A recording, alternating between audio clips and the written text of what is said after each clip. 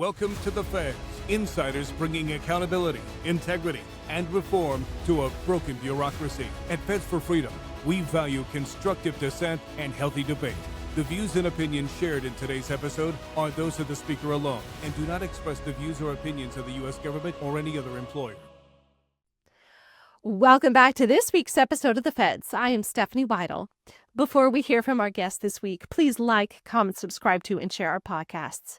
Visit our website where you can donate towards the Feds for Freedom mission to hold the government accountable and protect Americans from federal overreach at fedsforfreedom.org. Your donations are truly appreciated and are crucial to our efforts. Do you know what chemicals are in or on your produce? Why are pesticide companies seeking the passage of liability shield legislation? What is to gain by creating glyphosate-resistant plants? These are all questions I asked Kelly Ryerson, otherwise known as Glyphosate Girl.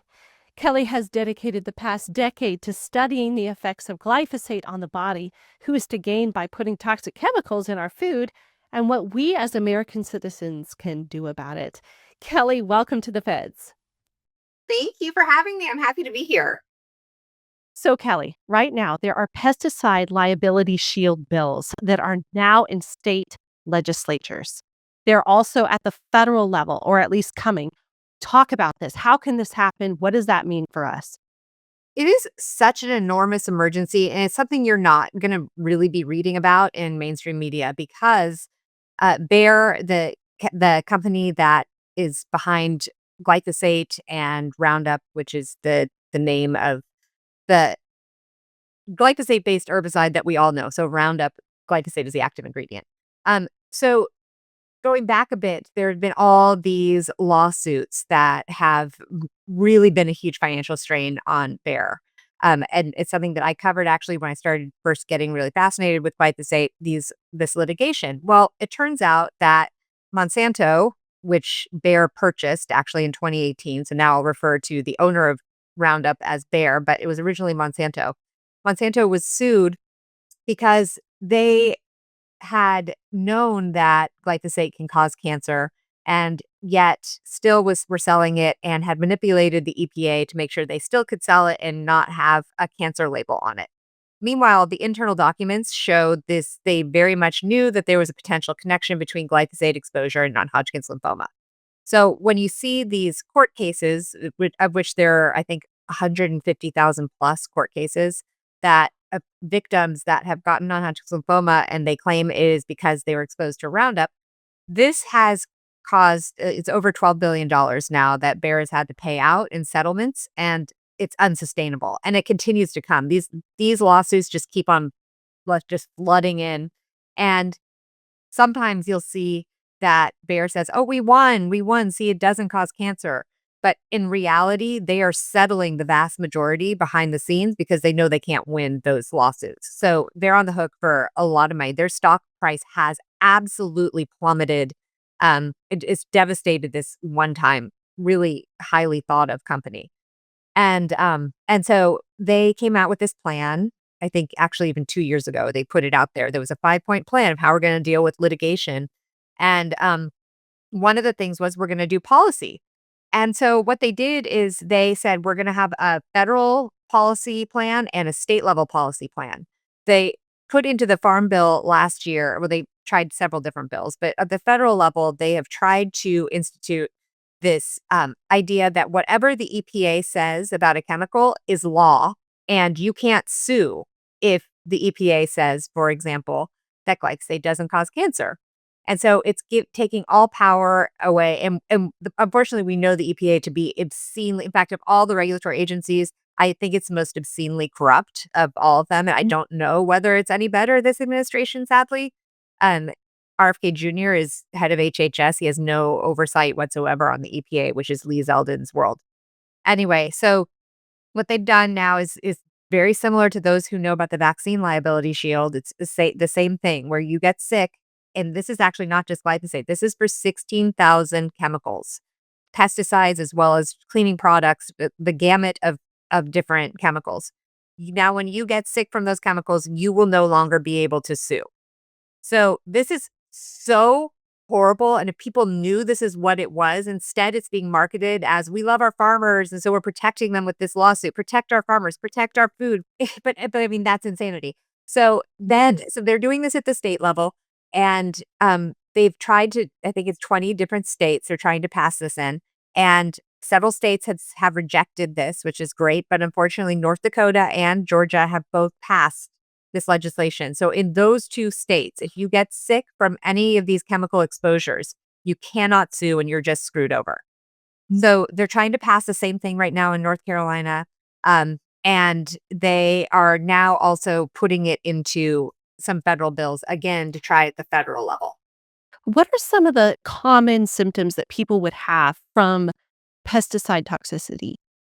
So pesticide toxicity could really be the gamut. It is everything from what oftentimes the EPA will report about the side effects of a chemical are like eye irritation. So if you've sprayed it, maybe your eyes get irritated.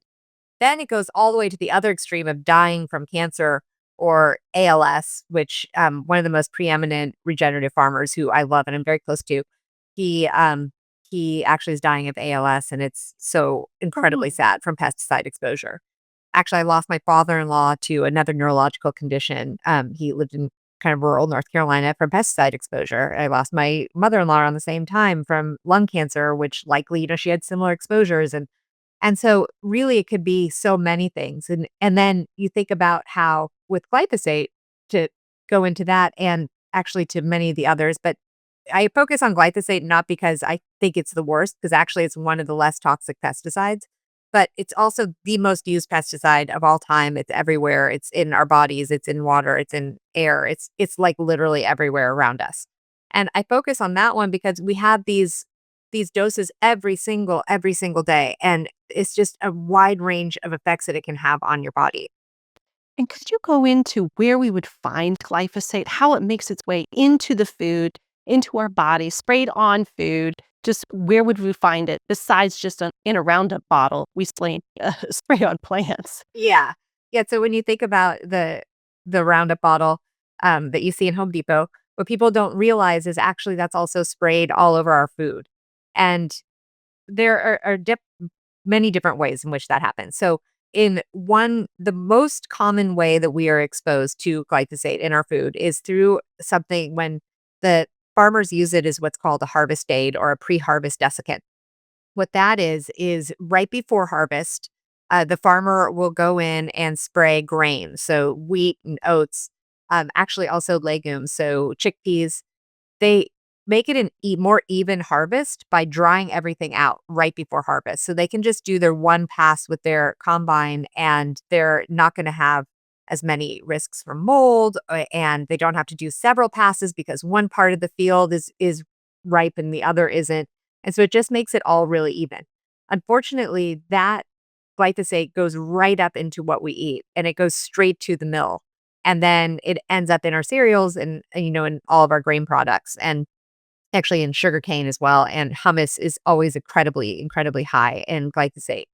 So it's because of that practice primarily that we are exposed. It's called pre-harvest desiccation. And it's something that hasn't always been done. It's been done in this country since the early 2000s.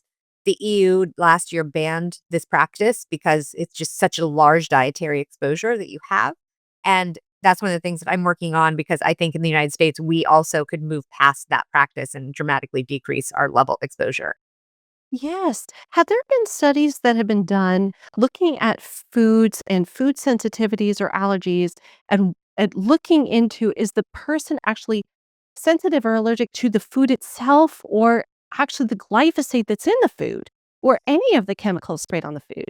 Well, it's so interesting. And no, so that is like a very fine point. And I think a big part of the problem why we don't have a lot of studies on that is because just of the funding and special interests. For example, there's a very preeminent gastroenterologist who is at Harvard, and he has done amazing work in functional health and gut biome and the integrity of the gut biome and its connection with chronic disease. And it occurred to me at some point that I thought, wow, if we're eating this weed killer every day that has been shown to work like an antibiotic, and it's killing our gut microbiome, which actually dictates so much of our health, that's really a big problem. And I actually asked him if I could find funding if you'd be willing to run that study to specifically pinpoint glyphosate's impact.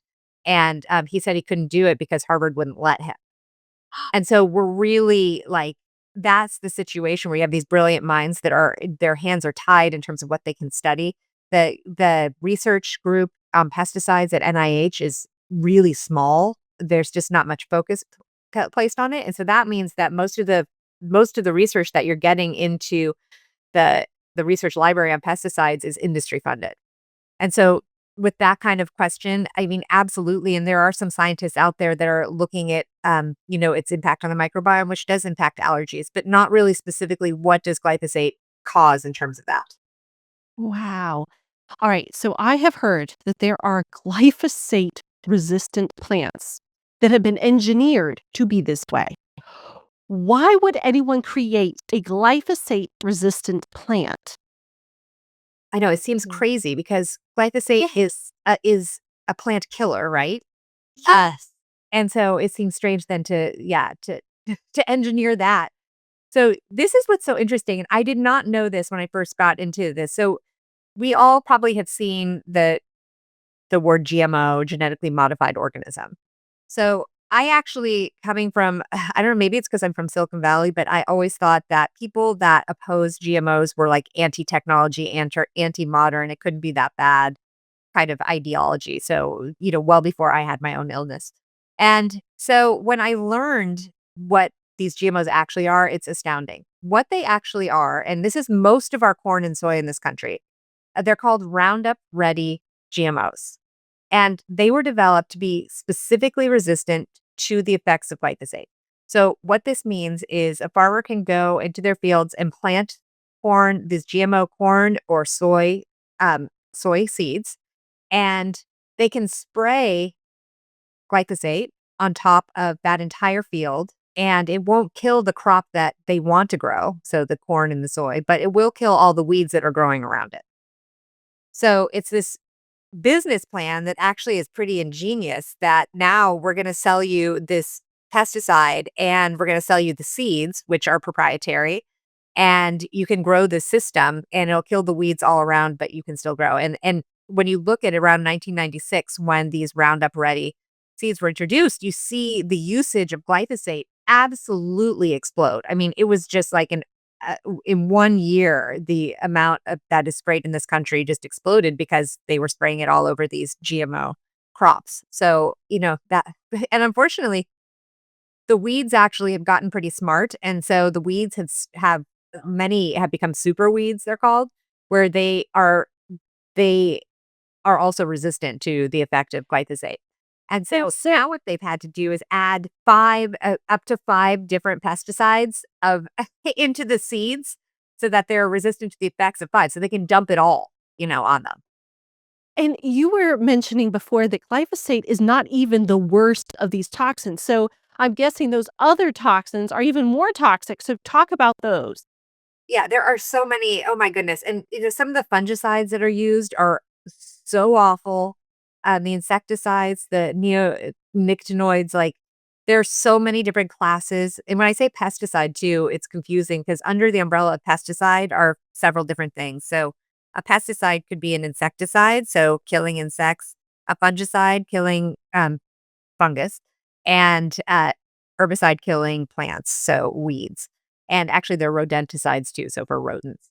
And anyway, so this is, I mean, there are just so many. And one I always like to highlight is atrazine because this is one that is banned, I think, everywhere, if not like a few other countries than us.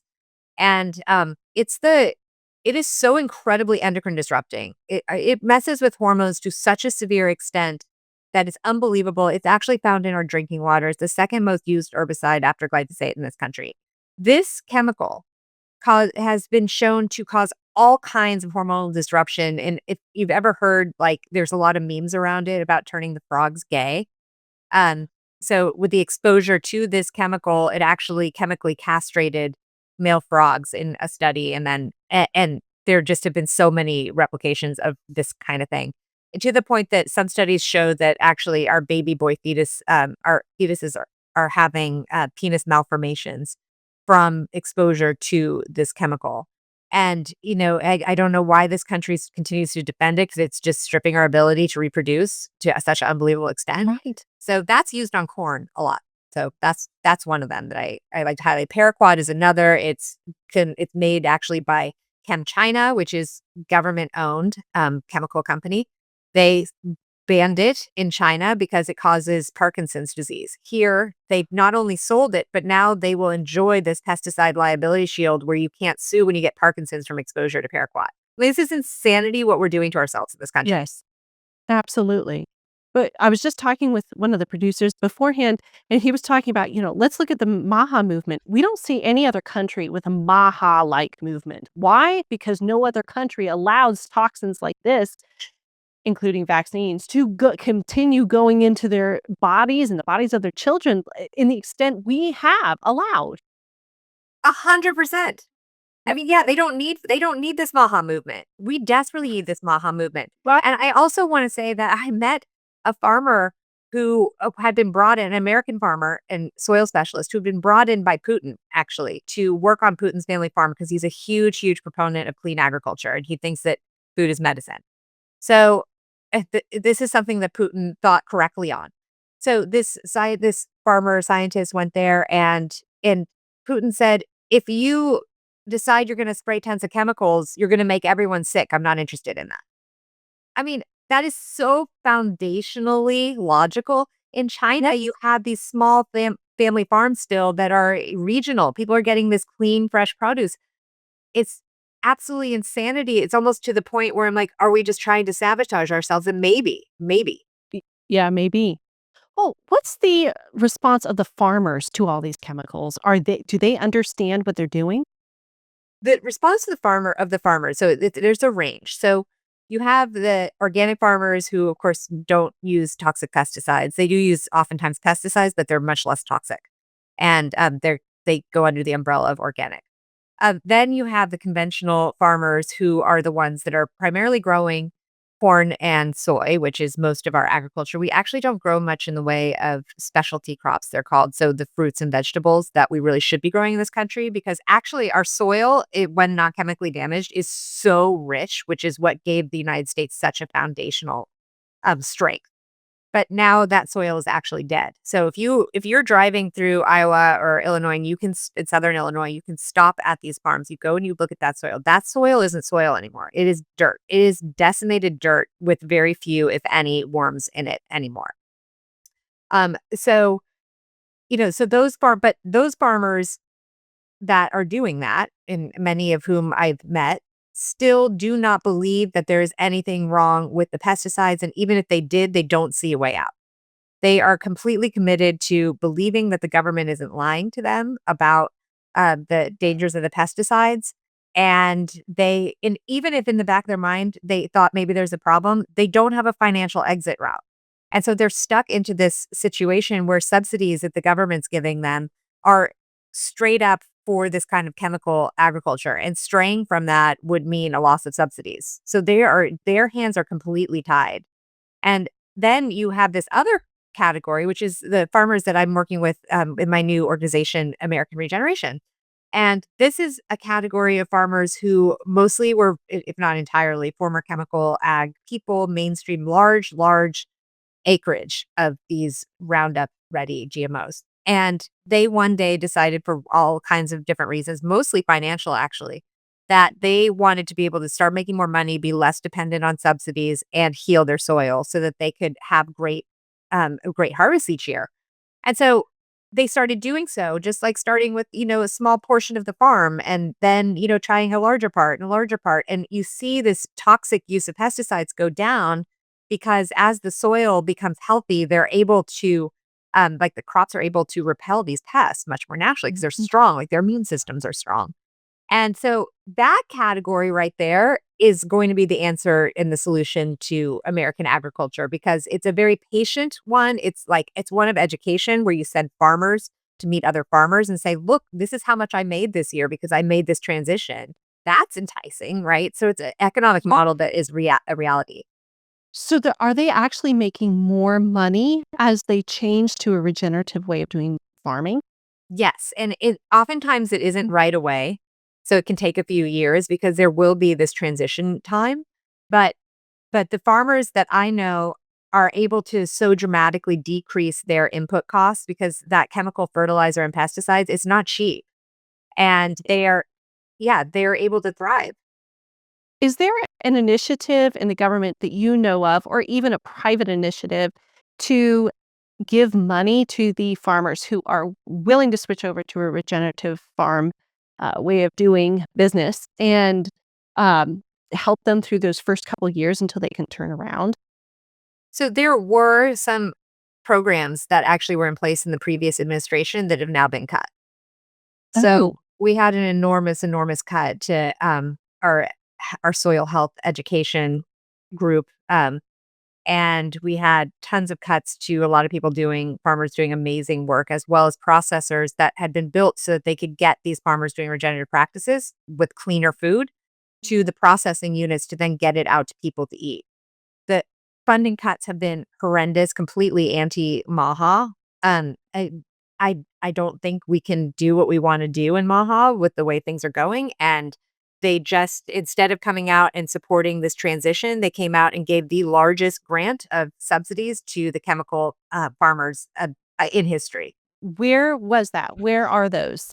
So that was in the big beautiful bill of Okay. last week. Okay. Can you go into more specifics about how much money we're giving chemical companies? Well, so in fact, I wrote a little thing on it. And so the conclusion is that the bill raises commodity subsidies. So commodities are things like corn, soy, sugar, rice. Those are commodity crops, and they're the ones that are not specialty crops. They're usually chemical intensive. So it raised the commodity subsidies by $30 billion, a 64% increase from current levels, which already was so high. Um, and local food programs have been cut out. They don't qualify for any of those subsidies anymore. It is taking out, there had been some programs that small farmers and regenerative farmers could start to access capital for farm loans. That's been cut out. And as I say, the education platform for conservation practices has been dramatic. I think it was decreased by 6,000 employees, and those are educators. Wow. So how could this be happening right now? And who is at the root of it? Or what is at the root? Well, so I'm floored. It's sad because I think a lot of us who came over with MAHA were anticipating, and this is no slam whatsoever against RFK Jr. So I think he's doing everything he can. Like, I don't think this is him. This is the fact that the appointment. So back back when there were appointments being made, we were really, really crossing our fingers for a regenerative farmer. We had a long list of people that were understanding of this and not saying like organic, get rid of chemicals, more like let's be smart and start changing incentives types of Yes. people. And so then Brooke Rollins came up and I don't know Brooke Rollins. Most of us didn't know who she was, except, as a very smart person, and she's very smart. And but some people were saying, "Oh no, she's just another pawn. It's going to be the same kind of thing." And she's a MAHA mom, and I really had hoped that things would be different than this. And I still am trying to hold hope for that. But right now, it's not looking good. And unfortunately, that MAHA Commission report of just fixing our food system simply cannot happen without the USDA on board. Like, it can't. Like, we will not have healthy food in this country. And I think part of the problem is the United States just went on this tour, talking about how we have the best food in the world. And all of us here know, I mean, I have my European friends who move here and they get sick. And so that's so embarrassing because we know it's not. Yes. And so we have like the worst food in many cases, actually, because it's so toxic. And so then you have this MAHA Commission report. And I think that there's a concern that we won't be able to sell our food if we say it's poison. Meanwhile, I know that Europe already knows that it's poison. So Absolutely. I don't even know what to say, except I think we need to just suck it up and say, it's embarrassing, but our food right now isn't the best and we're going to fix it. What is the way out of this? I mean, especially in the government. I mean, so they may not admit that, but what initiatives can they put through to kind of turn around and make MAHA actually happen? If Yeah. you were in the seat, what would you do?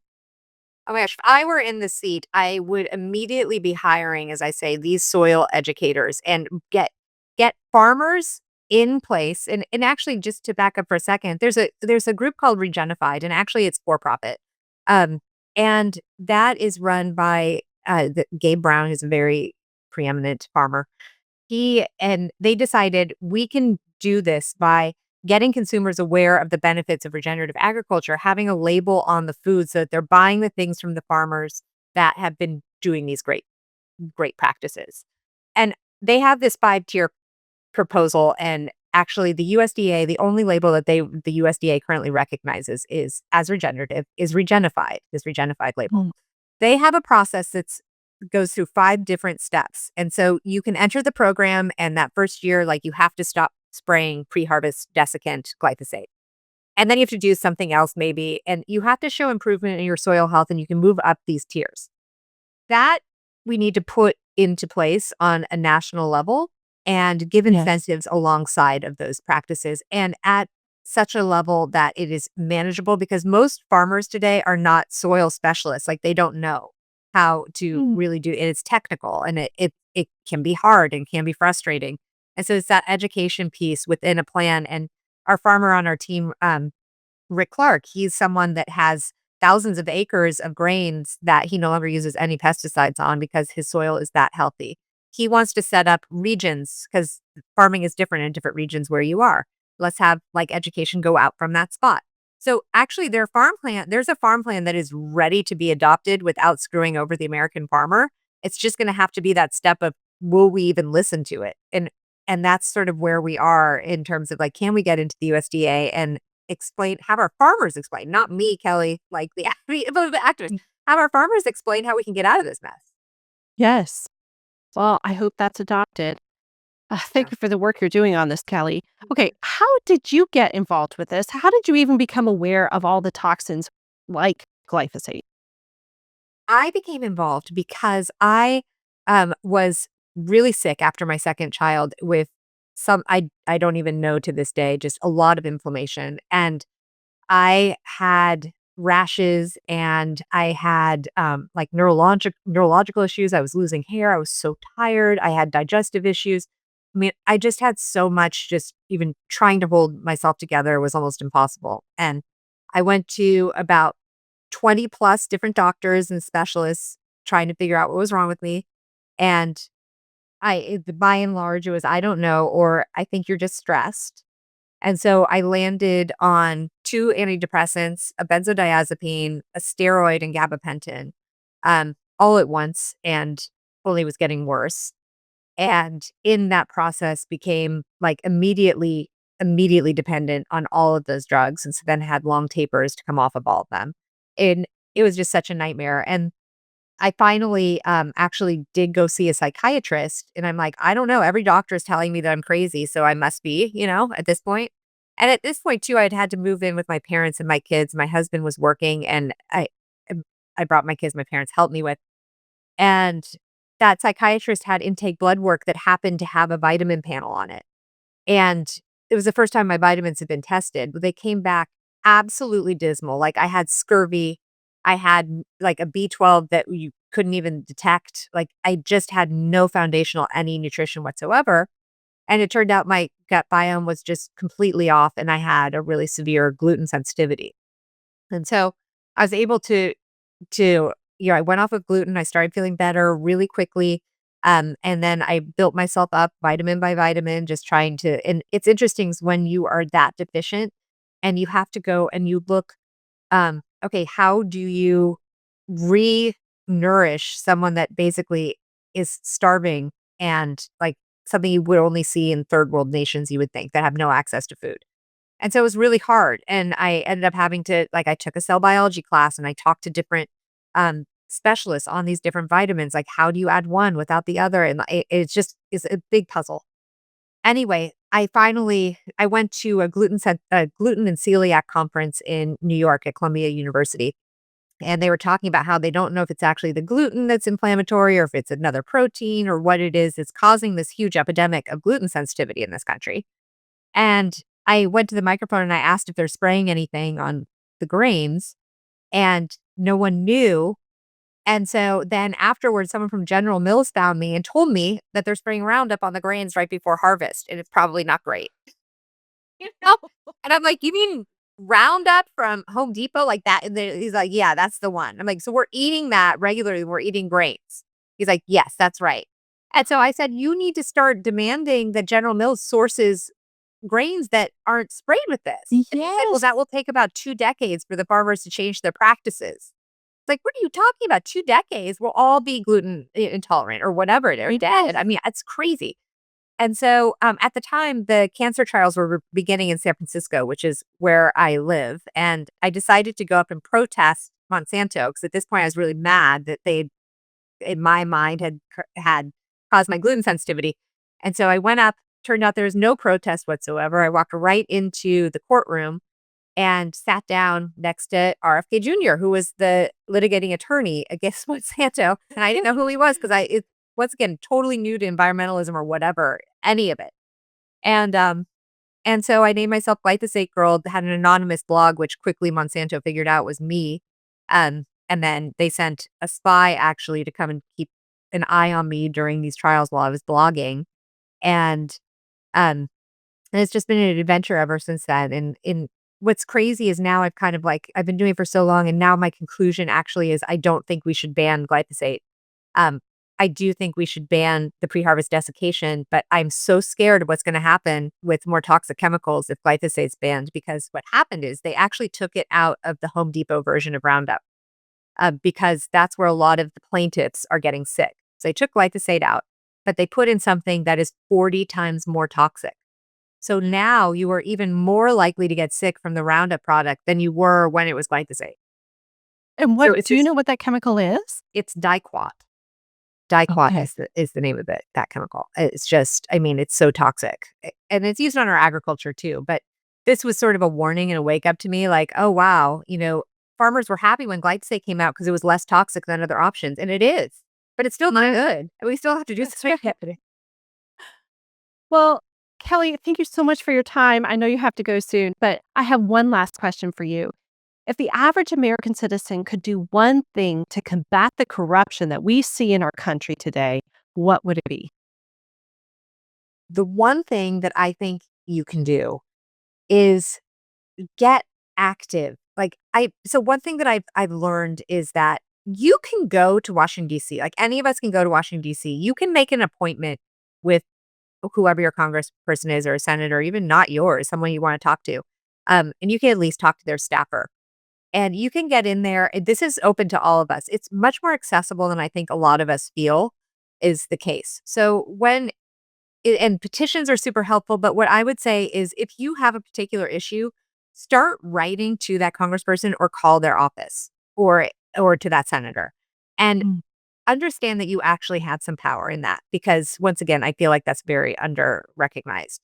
I have also just one other thing that probably the men too, but especially the women. The best thing I ever did, I had a lot of public speaking fear for most of my life, and I had to get over it to be able to use my voice on this. And I really feel like the more that we can educate on speech and public speaking, even if that's like going to your local Toastmasters to be able to speak up, it's going to be so empowering because there are so many, it tends to be more women than men of us that are ready to tell our truth. And we all are going through a lot of stuff. And with that voice training, you really can do so. Oh, that's excellent, Kelly. Yes. Thank you so much. Thank you for coming on the show. It was great to meet you. Oh, thank you for having me. This is great. Thanks so much for tuning in. Please like, comment, subscribe to, and share our podcasts. I'll see you next week.